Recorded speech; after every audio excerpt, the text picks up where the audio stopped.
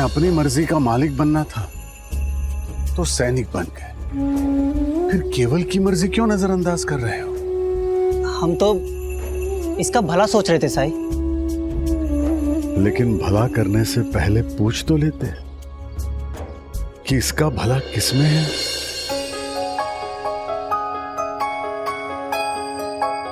हर इंसान की अलग अलग इच्छाएं होती हैं और जब तक उसकी इच्छा तुम्हें कहीं दुख या तकलीफ नहीं पहुंचा रही है तब तक दूसरों की इच्छा का सम्मान करो। किसी से जबरदस्ती कुछ करवाना तो प्रेम नहीं है ना। फिर प्रेम सैनिक ऐसा कैसे कर सकते हैं?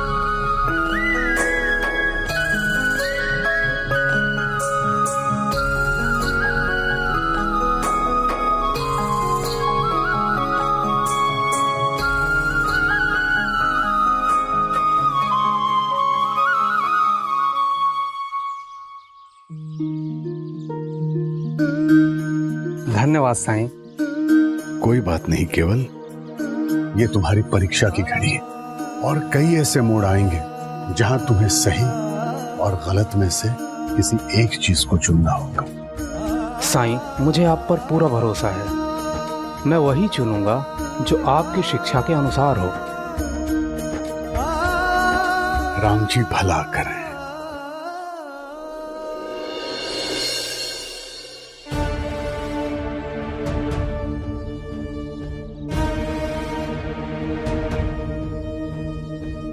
इस मुकाम तक आप कैसे पहुंचे हैं, इसकी सारी सच्चाई बड़ी मेहनत से निकाली है हमने। एक आदमी ने तो आप पे ये इल्जाम तक लगा दिया था कि आपके गुरु की हत्या तो खुद आपने ही की है।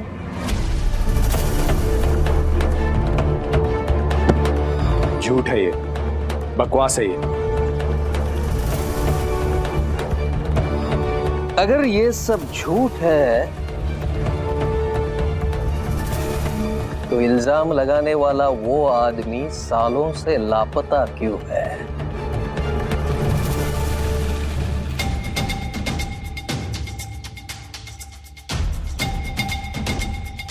अरे अरे अरे, आप डर क्यों रहे हैं महाराज? मैं यहाँ आप पर कोई इल्जाम लगाने नहीं आया हूँ। मैं तो बस ये बताने आया हूँ कि मुझे आपकी हर बात पता है। यहाँ तक कि आपके प्रेम नगर के लिए हजारों एकड़ सरकारी जमीन कैसे मिली आपको? हाँ? अब अगर ये दस्तावेज पुलिस या किसी अखबार वाले के पास जाएं तो बड़ी दिक्कत होगी नहीं आपके लिए और आपके बनने वाले प्रेम नगर के लिए?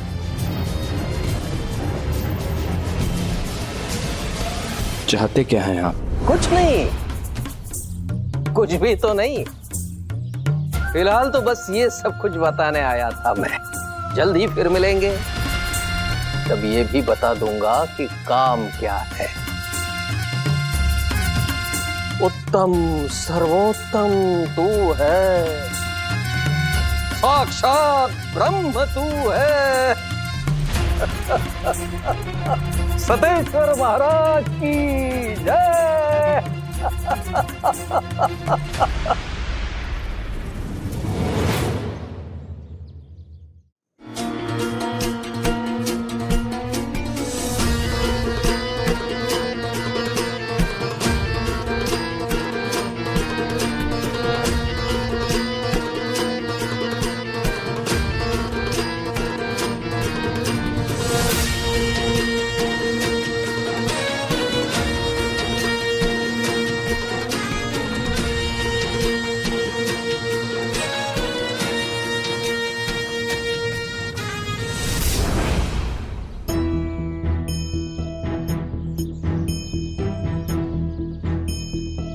माता गुरुतः भूमे पिता उच्चतर।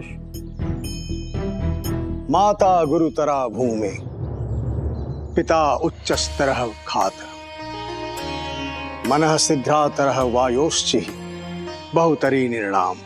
यह श्लोक पढ़ना क्यों बंद कर दिया?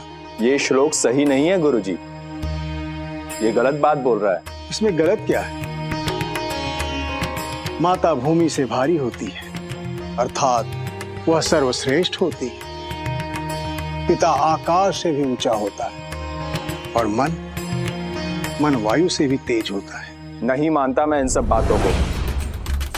ये ऐसे माता पिता या किसी एक व्यक्ति पर इतनी श्रद्धा रखना। इन किताबों को सिर्फ पढ़ते ही हो या समझते भी हो? इन किताबों में लिखा है कि अपने हृदय में दूसरों के प्रति प्रेम, दया और श्रद्धा का भाव रखना चाहिए। यदि तुम्हारे हृदय में यह भाव नहीं है तो तुम सदैव अशांत रहोगे। ये सारी अनुभूतियां कमजोरी की निशानी होती है।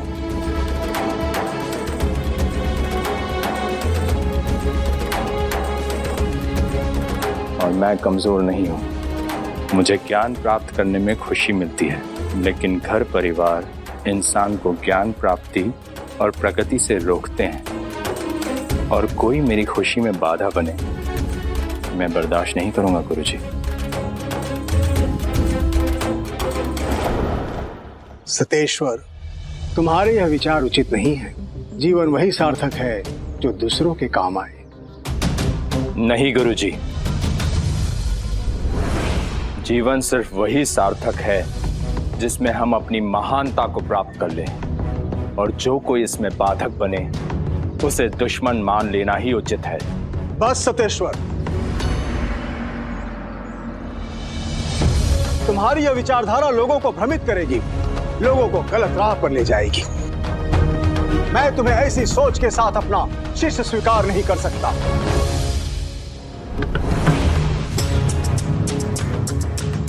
डर गए कि मैं आपसे ज्यादा विद्वान हूं? ये धृष्ट लड़के, इतना अहंकार, गुरु से ऐसे बात करते हैं।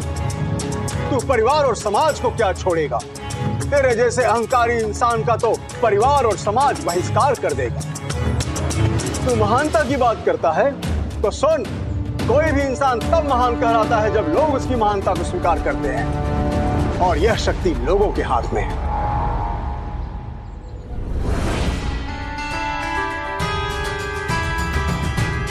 गुरुजी,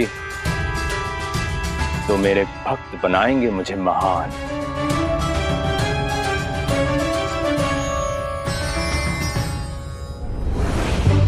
तेरे भक्त नहीं, जो तेरी भक्ति करेगा तू उसका जीवन बर्बाद कर देगा। तेरे जैसे अहंकारी मनुष्य के पास शिष्य होने ही नहीं चाहिए। इससे पहले कि तू मेरे अन्य शिष्यों का मन दूषित कर दे, मैं तुझे निष्कासित करता हूं। गुरुजी, सतेश्वर, तुम्हारी यह धृष्टता!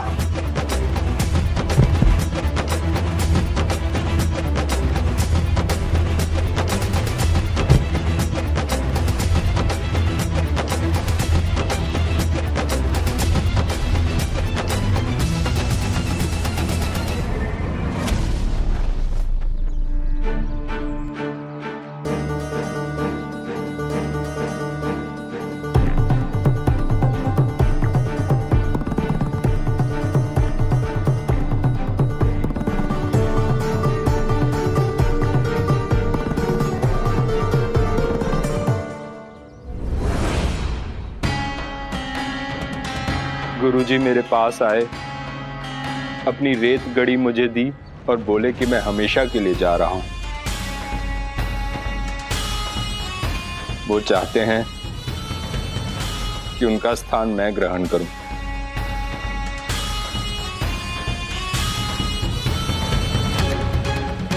लेकिन उन्होंने हमसे तो ऐसा कुछ कहा ही नहीं था कल,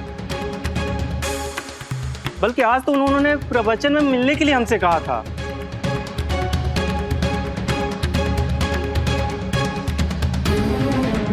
मैं साक्षी हूँ। मेरे ही सामने गुरुजी ने सतेश्वर महाराज से ये सब कहा, और तभी ये रेत घड़ी भी इनको सौंप गई।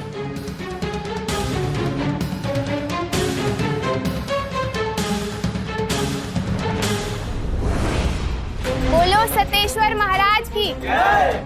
बोलो सतेश्वर महाराज की जय। बोलो सतेश्वर महाराज की जय। बोलो सतेश्वर महाराज की जय।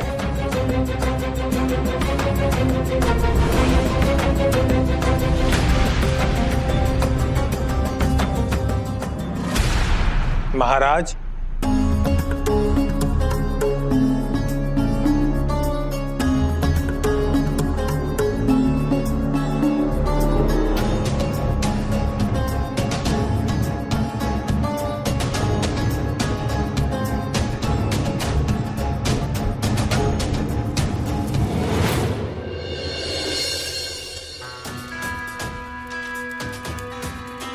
आज फिर शिरडी के 2 नौजवान प्रेम सेना में भर्ती हो गए साईं। उनके परिवार वाले सदमे में हैं। तुम्हारे सभी भक्तों ने ये जिम्मा उठा लिया है कि वो उस हर घर की जिम्मेदारी लेंगे, लेकिन फिर भी उनके जीवन में उनके बच्चों की, पति की, पिता की जिम्मेदारी और कमी हम पूरी नहीं कर सकते हैं। लोगों को अपने ही परिवार से अलग कर देना, ये कैसी प्रेम सेना है साईं, जो लोगों को अपने सबसे गहरे प्रेम बंधनों को ही तोड़ने पर मजबूर कर दे। आप रोकिए इसे साईं, ये शिरडी के लिए अच्छा नहीं है। कठिनाइयां जब भी आती हैं कष्ट देती हैं, लेकिन जब जाती हैं तब आत्मबल और अनुभव का ऐसा पुरस्कार दे जाती हैं जो उन कष्टों और दुखों की तुलना में 1000 गुना मूल्यवान है।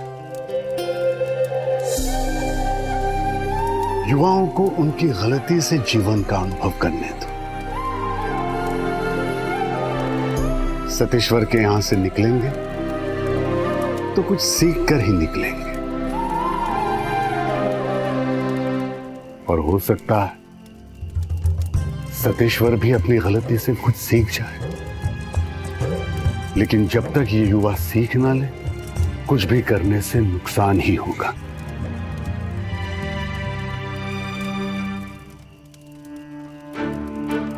भाईजान, ये दिए भी द्वारका माई में लगा देना। मुझे अभी कहीं जाना है। इतनी रात को कहाँ जा रहे हो? कब लौटोगे? किसी भटके को राह दिखाने। भाईजान, अब धुनी को लकड़ियां देती रहना। साईं, आप बहुत दूर जा रहे हैं क्या? अभी गांव को आपकी बहुत ज्यादा जरूरत है साईं। क्या इससे भी ज्यादा जरूरी कुछ हो सकता है? हाँ मानसापति जी, जहां मैं जा रहा हूं वो शिरडी में आई आपदा से भी ज्यादा जरूरी है। मन में साई के क्या है कौन जान पाए, साई ओम साई ओम साई ओम।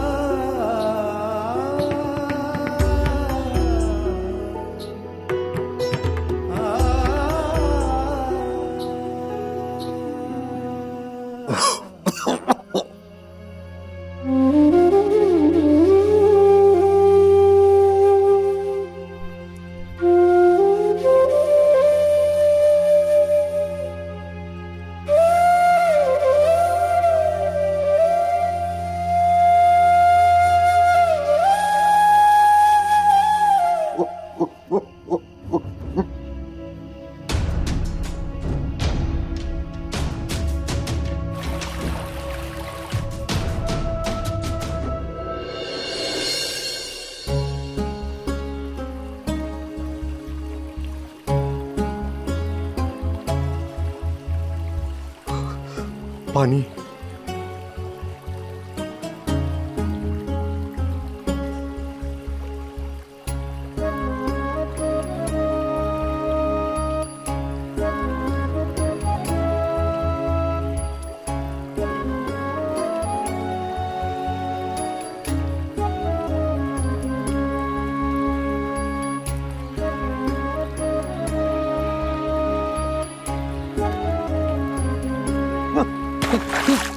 मेरे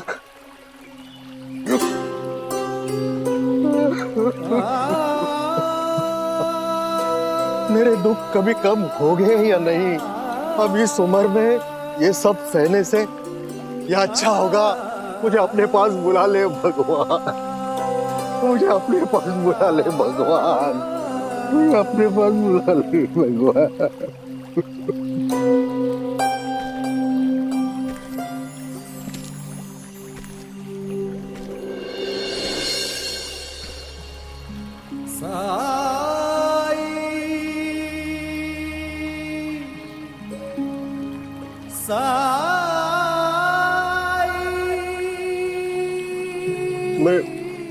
मैं नासिक से इगतपुरी के लिए निकला था। 2-3 दिन से कुछ खाया नहीं। कुछ खाने को है?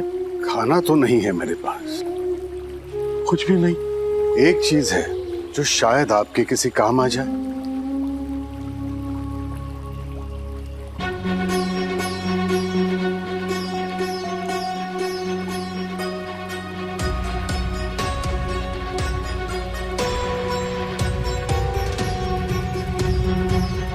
अपना हाथ आगे कीजिए।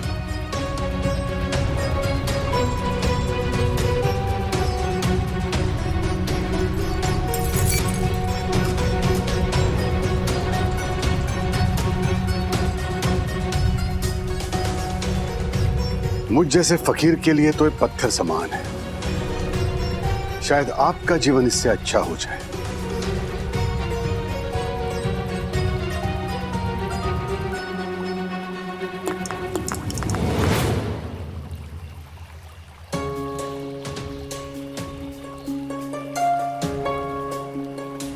ये क्या किया आपने? मैंने अपनी सारी पूंजी आपको दे दी और आपने सब गिरा दिया।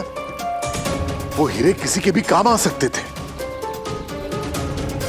इतने बुरे समय से गुजर रहे हैं आप, और फिर भी आपने अपने हाथ में आई सारी दौलत गंवा दी। मुझसे गलती हो गई। गलती नहीं, ये तो बुरी किस्मत है। मैंने जीवन में आपसे बड़ा अभागा नहीं देखा। आप तो इतने मनहूस हैं कि आपकी छाया भी मुझ पर पड़ जाए तो मेरे साथ भी कुछ अशुभ हो जाएगा।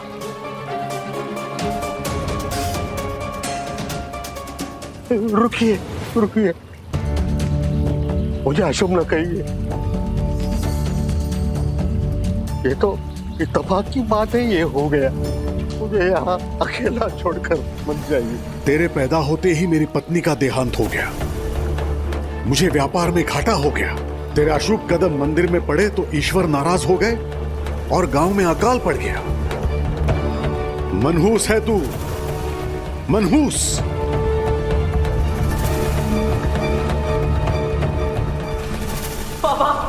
बाबा नहीं बाबा, बाबा। अरे तेरे पैदा होते ही मेरी पत्नी का देहांत हो गया। मुझे व्यापार में घाटा हो गया। तेरे अशुभ कदम मंदिर में पड़े तो भगवान भी नाराज हो गए और पूरे गांव में अकाल आ गया। तू मनहूस है, मनहूस है तू। नहीं बाबा। तू निकल जा मेरे घर से और इस गांव से भी।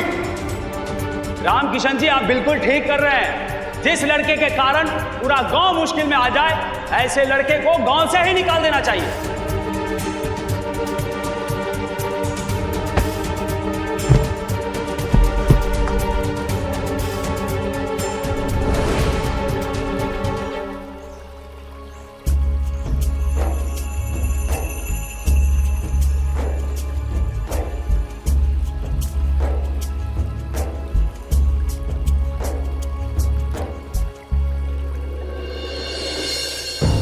रामकृष्ण जी, जब खुद की बात आई तो आपने कहा कि आपके हाथ से हीरे गिरना एक इत्तेफाक था, आप अशुभ नहीं हैं।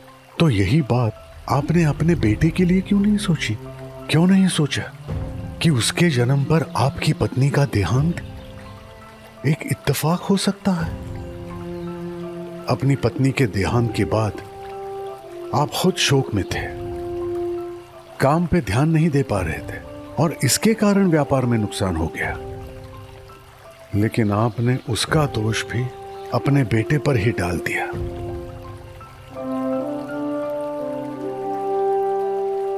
आपको मेरे बारे में ये सब कैसे पता?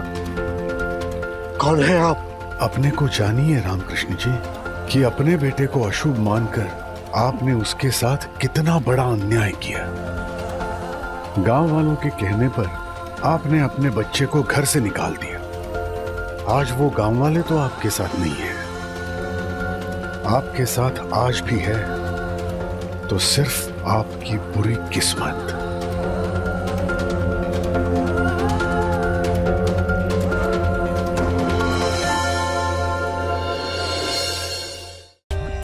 For more updates, subscribe to our channel, click the show links and enjoy watching the videos.